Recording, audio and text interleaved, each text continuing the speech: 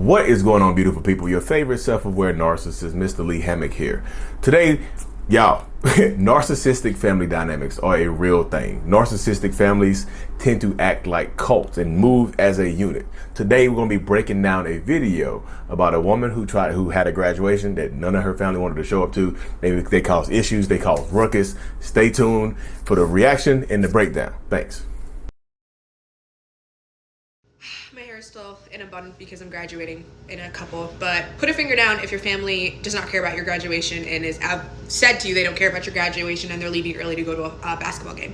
Put a finger down if you had to beg and plead with your family to actually put some effort into your day and show up. Put a finger down if your second oldest sister is making this day all about herself, like always, literally being a monster and creating the same energy with the rest of your family, and she's treating you like shit every important day of your life just because you happened to at 1 year old stand up at her birthday party while she was blowing out the candles and took the attention off of her, even though you had no functioning brain at that time.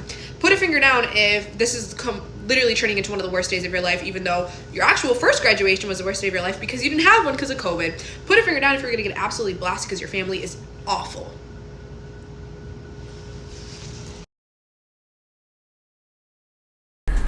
So yeah, y'all, narcissistic family dynamics. Like I said, I'm using the phrase narcissistic family dynamics. I am in no way, shape, or form trying to diagnose this young lady's family as narcissists. But that's how narcissistic families move. That's how they operate. She just literally put it down 5 fingers about how she was experiencing toxic narcissistic family abuse because of her graduation situation. You know what I mean? She's like her family's not going to show up. Like they don't care. They've already made other plans. Like they might show up, but they're gonna dip out early. They're going to peace out early. Like y'all know I've said this before in a lot of videos, but narcissistic people, toxic people, do not want to see you win. They don't want to celebrate your victory. They don't want to celebrate your successes and whatnot. And one of the main reasons is because they feel like, maybe they didn't make it that far. Maybe they're jealous of your success. Maybe the day is about you. And instead of the day being about you, they want to make the day about them. They want the day to be about them. Like, I want this day to be about me. I want this situation to be about me. Why can't, why can't it be about me? Why can't I get my needs met? Why can't I graduate? Like, why we got to be here for you? So a lot of people in this situation feel that way. Just being realistic. A lot of narcissistic people feel that way about having to compete with you, about like being jealous of your success and being, like I said, especially if it's your parents. If it's your parents or your possibly older siblings that maybe didn't get a chance to succeed where you are, they feel like they didn't get the opportunities that you got. Some of them will be jealous of you. A normal parent, a normal, kind, loving parent, they want to see their kids go farther than them, right? They want to see their kids move further on in life than they are, right? But not the narcissistic parents. They don't want that to happen, right? They would rather you do it on your own. They would rather see you fail, which is crazy. Again, it's crazy that your narcissistic parents or your friends and whatnot will want to see you fail, but that's how it goes right there. That's literally how it goes. But I will add this to it as well. You see how she said she had an older sister that was holding a grudge since she, the graduate, was 1 year old because she blew her candles out of her cake and took the attention off of her. She was very specific with that because I feel like her sister brings that up. Like that seemed like a core memory. Like her core, like her sister, possibly narcissistic sister, it has a core memory of you being toxic. You know what I mean? What? Like her narcissistic sister's core memory is of attention not being on her.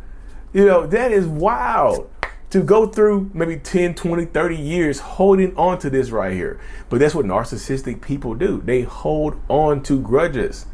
They do. You see, because she hold on to that grudge, the young lady in the video, she said that she's projecting that energy onto the rest of the family members, onto the rest of everybody, and everybody's following suit. Everybody's kind of joining in, trying to minimize your success, trying to pay you back. Say, hey, look, you took attention off of me when you were 1 year old.